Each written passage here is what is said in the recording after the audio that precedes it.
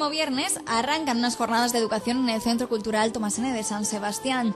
La primera de las actividades programadas dentro de esas jornadas es una charla con el catedrático Rafael Vizquerra, el viernes a las 5:30, pero la próxima semana podremos disfrutar de la parte más práctica de las jornadas con un taller de actividades para el desarrollo de la inteligencia emocional impartido por Natalia Alonso. Es a ella a la que tenemos ya al teléfono, la tenemos con nosotros. Natalia, buenas tardes.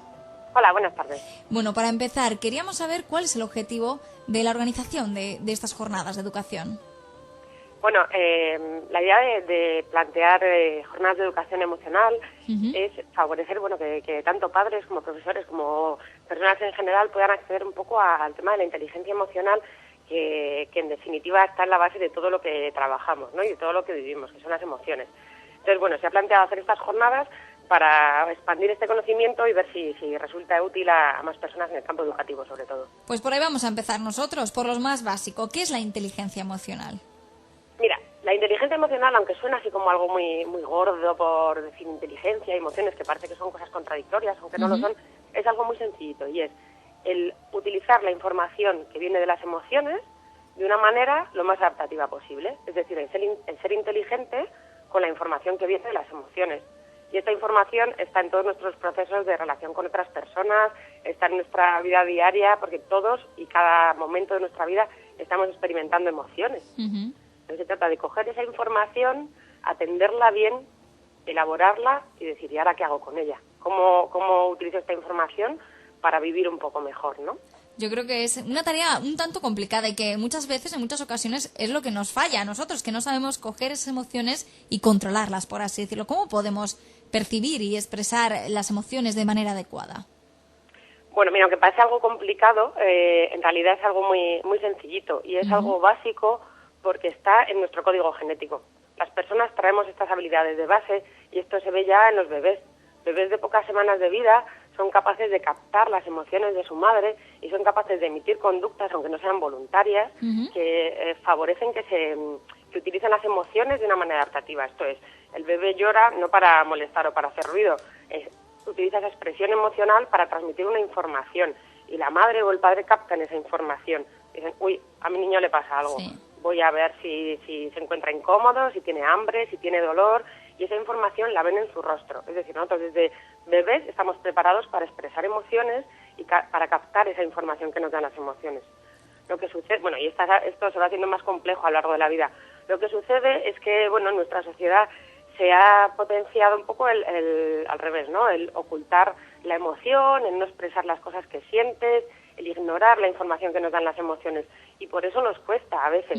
Pero en realidad estamos preparados para ello y en cuanto empezamos a hacerlo de nuevo, nos resulta súper coherente, nos resulta fácil atender a las emociones, ponerles nombre y saber qué hacer con ellas.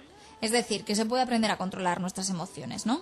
Se puede aprender a gestionar parte de las emociones. No vamos a dejar de sentirlas, no vamos a dejar de enfadarnos cuando alguien nos habla mal, o no vamos a dejar de agobiarnos si estamos en un atasco, o de ponernos muy contentos si nos dan una noticia estupenda, aunque estemos en un sitio en el que igual no debamos expresarlo mucho. Lo que sí podemos aprender es a decidir qué hacemos con eso que sentimos, o aprender a aplazar un poco eso que sentimos, reducir la intensidad para poder sentirlo más tarde y así poder tomar decisiones. Sí, podemos aprender a gestionar, no podemos aprender a no tener emociones. ¿Y cuándo es cuando realmente nosotros somos conscientes de que podemos empezar a controlarlas?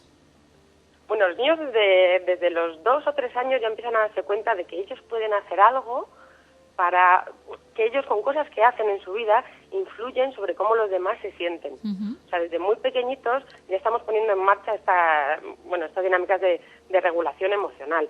La historia es luego cómo eso se nos favorece desde la escuela, desde la familia, desde nuestro contexto de amigos. Cuando estamos cerca de gente que regula nuestras emociones y que es capaz de regular las suyas, estamos más dispuestos también a hacer eso. Cuando alguien a nuestro lado nos da un abrazo, cuando nos ve que estamos tristes o que estamos disgustados, tendemos a emitir esas conductas más frecuentemente que si estamos en un contexto en que eso no pasa. Y ahí es donde lo que nos hablabas antes es donde empieza tu trabajo. ¿Qué tipo de actividades llevas tú a cabo para enseñar a desarrollar la inteligencia emocional? Pues mira, lo que hacemos es ayudar sobre todo a educadores y educadoras a que generen contextos emocionalmente inteligentes.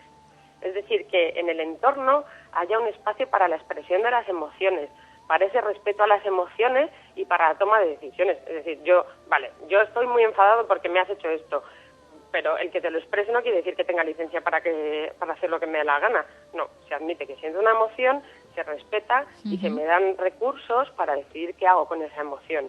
Entonces, nosotros tenemos que facilitar que en nuestro entorno haya recursos. Que si un niño está enfadado le pueda decir, mira, pues igual te puedes ir a lavar la cara para relajarte un poco, o ahora vamos a salir al patio y puedes hablar con tu amigo con el que te has enfadado, o quieres hablar conmigo para contarme esto. Entonces, generar estos contextos en que se favorece la aceptación de la emoción es súper importante, pero sin duda también el que los educadores y educadoras estemos preparados para este trabajo es más importante todavía. No podemos pretender educar a los niños si nosotros no nos hemos formado en esto de alguna manera antes. Decíamos al comienzo que por eso, más que nada, se hacen jornadas como las de esta semana y de la próxima, las jornadas de educación en el Tomàs N. Tú vas a llevar a cabo unos talleres la próxima semana. ¿Y qué actividades vais a llevar a cabo allí? Pues mira, vamos a hacer 2 talleres diferentes. Primero vamos a hacer un taller para educadores y educadoras de niños de primaria, entre 6 y 12 años, y el segundo taller va a ser más con educadores de adolescentes. Las actividades que hacemos, sobre todo, van enfocadas a generar estos contextos que te comentaba, a generar espacios donde en el juego, en las actividades de clase, en los hogares, haya espacio para trabajar las emociones. Es decir, pueden ser actividades tan sencillas como si estamos viendo una peli con nuestros hijos o estamos leyendo un cuento, cómo podemos meter el contenido emocional que nos permita mejorar nuestra capacidad de percibir las emociones, de expresarlas, de entenderlas y de regularlas también. Ya te digo, puede ser trabajo a través de películas o de cuentos, o actividades tan sencillas como preguntar ¿cómo te sientes? Y responder ¿cómo te sientes? No responder bien o mal, sino responder con una palabra que indique la emoción que tú estás experimentando en ese momento. Y luego mucho a través del juego. Yo creo que es un tema que es muy fácil meterlo a través del juego, de una manera transversal, sin que genere una necesidad de un gran esfuerzo. Es solo cambiar un poquito la perspectiva, introduciendo la emoción en las cosas que hacemos. ¿No crees, Natalia, que este tipo de talleres tendrían que ser por lo menos obligatorios, opcionales, en algunos colegios, para que aprendieran, pues eso, los padres, también los profesores, a tratar este tipo de emociones, las emociones de los alumnos, a canalizarlas, por así decirlo? Sí, creo que sería muy importante y sobre todo creo que ayudaría a cómo los educadores y educadoras viven la relación con los chavales. No se trata solo de ayudarles a ellos en su gestión de las emociones y en su conocimiento, sino de que también nosotros, educadores como personas, podamos servirnos de estas habilidades para mejorar nuestra tarea educativa y nuestra vida personalmente. Yo cuando trabajo con profesores y profesoras, ellos dicen mucho, pues yo esto lo planteaba inicialmente para trabajar en el aula, pero me he dado cuenta de cuánto me sirve a mí. Y eso creo que es un paso fundamental para luego llevarlo a las escuelas. Es que yo creo que ha ocurrido en todas las épocas, pero la verdad es que la adolescencia, por ejemplo, es una época muy mala. Igual también en los niños adolescentes, en los jóvenes adolescentes, por así decirlo, es donde teníamos que fijarnos más y hacer este tipo de talleres con padres y con profesores que estuvieran enfocados para los adolescentes, ¿no? Sí, estoy contigo totalmente en que es una etapa muy complicada en la que las emociones tienen una intensidad mucho mayor que en otras etapas de la vida, pero aunque creo que es necesario hacerlo con gente que trabaja con estas edades, me parece que el foco fundamental debería estar en las edades previas.